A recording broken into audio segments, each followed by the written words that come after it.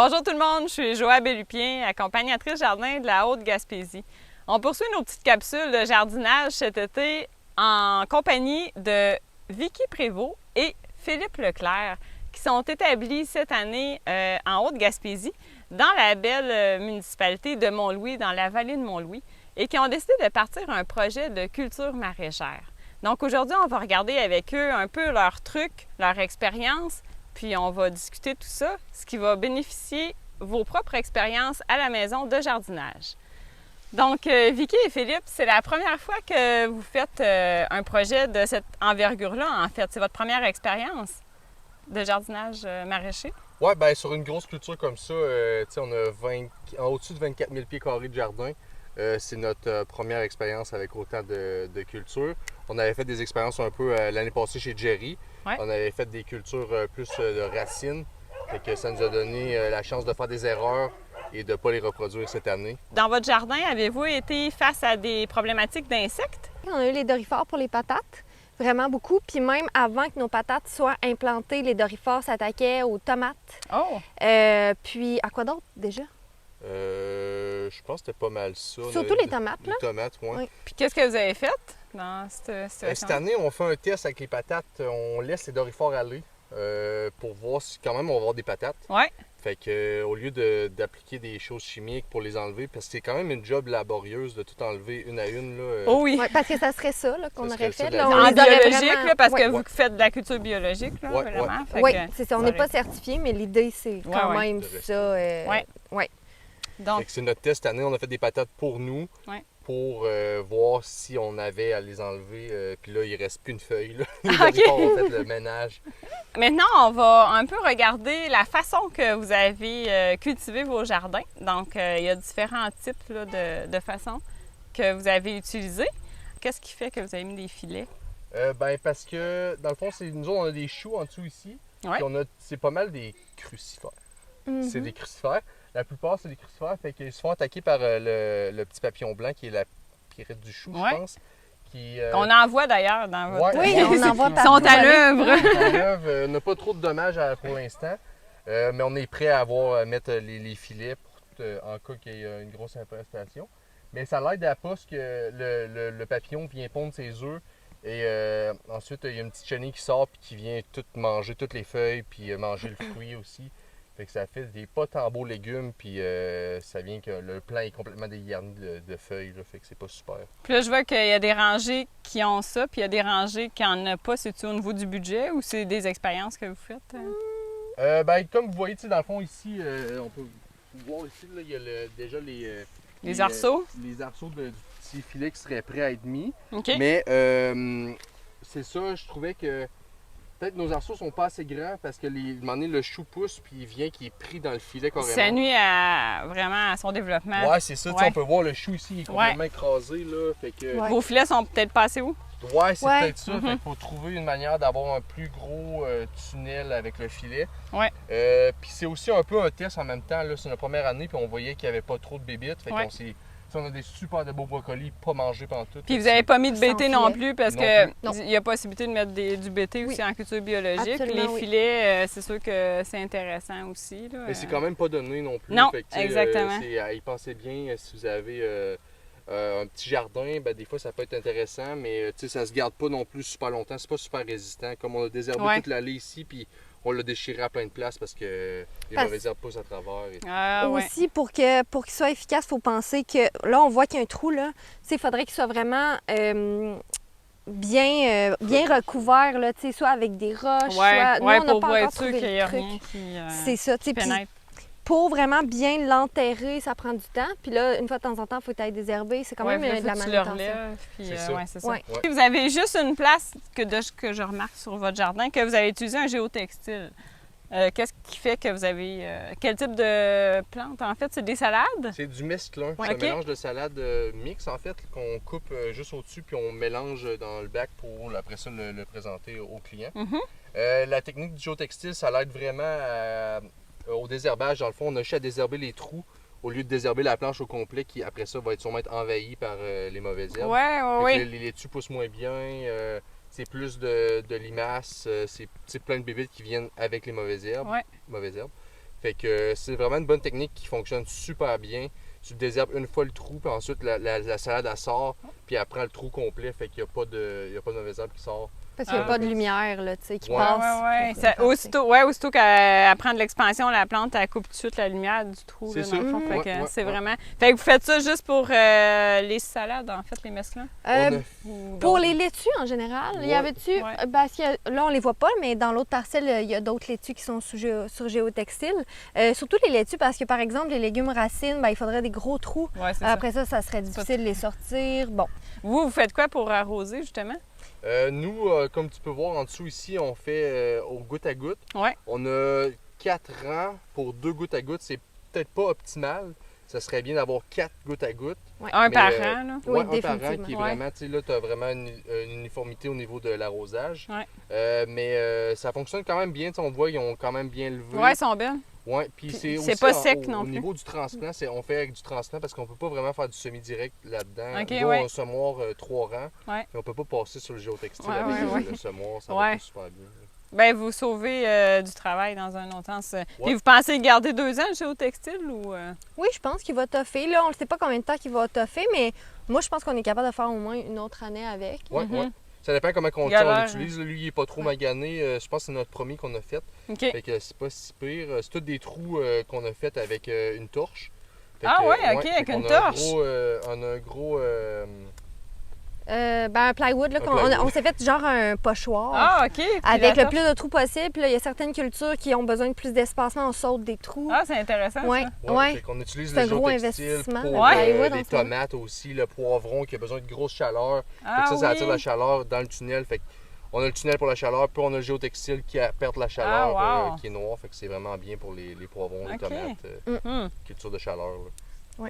Puis votre dernière technique, là, on voit ça, c'est pas des serres, on n'appelle pas ça une serre. En fait, c'est des tunnels. Parlez-nous un peu de comment vous cultivez. Qu'est-ce que vous cultivez là-dedans, en fait? Puis comment ça coûte? Est-ce que c'est intéressant pour les gens d'acheter ça? Ou quelqu'un qui voudrait vraiment avoir peut-être des tomates ou des poivrons, justement?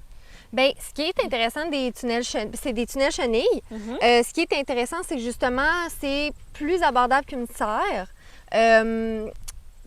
Mais c'est ça. Donc, c'est plus abordable qu'une serre, mais ça ne veut pas exactement... Ça peut coûter? Bien, tu vois, ça, c'est une 100 pieds, puis c'est quoi la largeur? Les deux ont coûté... c'est 16 pieds. Ils le vendent à 14 pieds, mais tu peux le tirer à 16 pieds, fait qu'il est un peu plus bas. OK. Nous autres, on est framé aux 4 pieds parce que c'est la Gaspésie, puis ils vendent. Ouais. Fait que c'est comme une commande spéciale un peu. Normalement, c'est aux 6 pieds. OK. Fait que, puis c'est tenu par des arches avec des cordes. Ouais. Puis 2 tunnels, c'était 7300. OK, quand même. C'est comme 3700 par tunnel. C'est ça. Mais quelqu'un pourrait en avoir un petit. Oui, c'est ça, tu peux en avoir un petit. Puis c'est démontable, en fait. En fait, c'est ça. On démonte l'hiver parce qu'avec le poids de la neige, on fait juste tout déclipser les cordes, on enlève la tôle, on la plie pour l'hiver, puis tu peux laisser les arches en place. Ah, OK, fait que c'est pas tant de travail. Tu n'as pas à remonter à chaque année. Par contre, nous, on a trouvé ça vraiment plus difficile qu'on pensait le monter au départ. Oui, parce que ça vient, les arches toutes démontées, tout est démonté finalement. Ouais. Puis, on devait couper les cordes de la bonne longueur. Bon, tu sais, ça va, mais là, tu sais, on coupe les cordes, on brûle le bout à chaque corde. Là, il va être fait, par exemple, là, ça va prochaine. Ensuite, les arches, ils étaient toutes démontées, c'était pas pré-percé. Il fallait percer à la main, c'est 4 trous par arche, parce qu'il y a 2 de chaque bord. Beaucoup de travail, en fait. Oui, puis là, on a 2 tunnels. Ça va durer combien de temps, vous prévoyez? Les arches sont bonnes sûrement à vie. La toile doit être bonne comme 3 à 5 ans, ils disent. Okay. Mais ça dépend de l'usage que tu en fais. Si tu passes le fouet dedans, Mais pensez-vous que c'est mieux qu'une serre, finalement, ou vous... pour le travail nous, on veut vraiment avoir une serre. Oui, on se rend compte. Puis aussi, il faut monter, descendre la toile. Ah oui, c'est quand même exigeant. Beaucoup de manutention, de monter, descendre.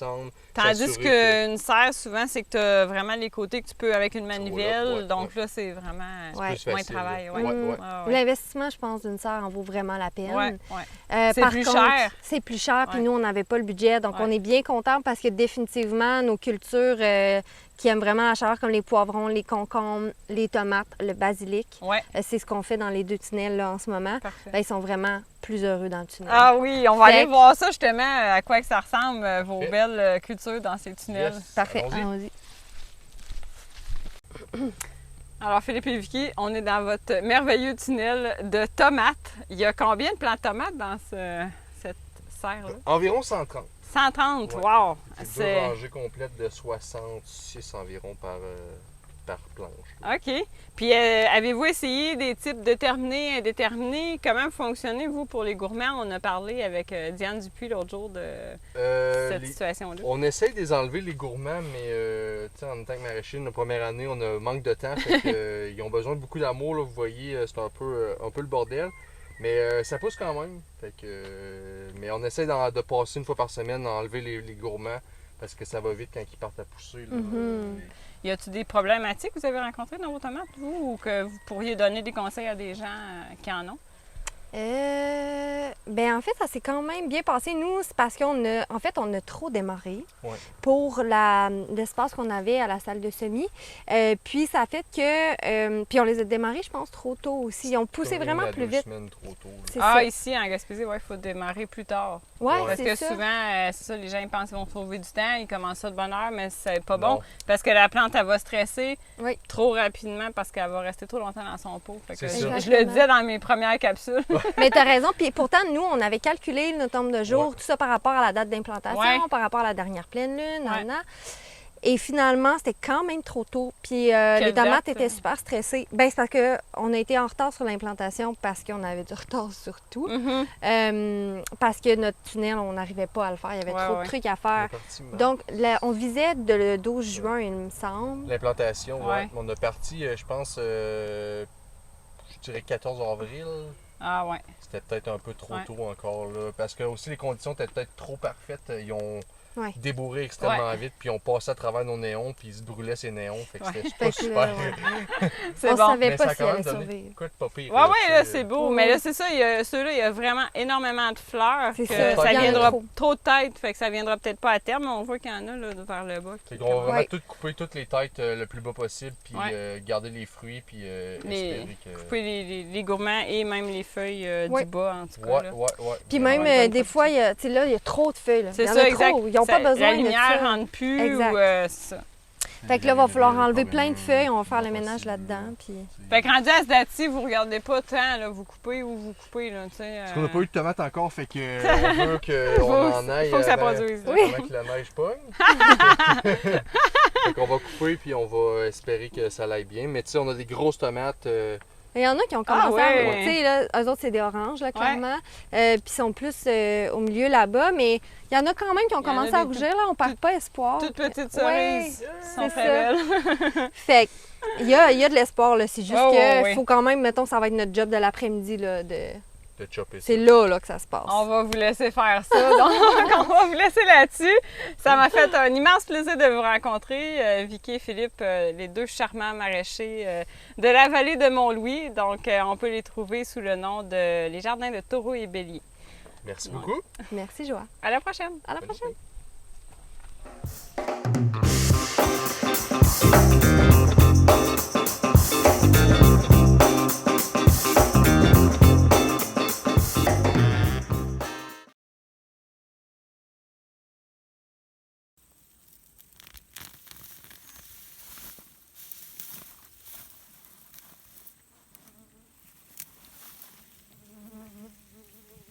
La belle patate.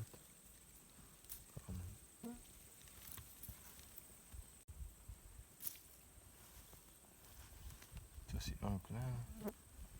Finalement, belle récolte. Malade. Combien de patates? 1, 2, 3, 4, 5, 6, 7, 8, 9, 10. Belle 10 dimension. patates. Quand même. Wow. Pour pas avoir pas craqué. Très beau. Vraiment magnifique.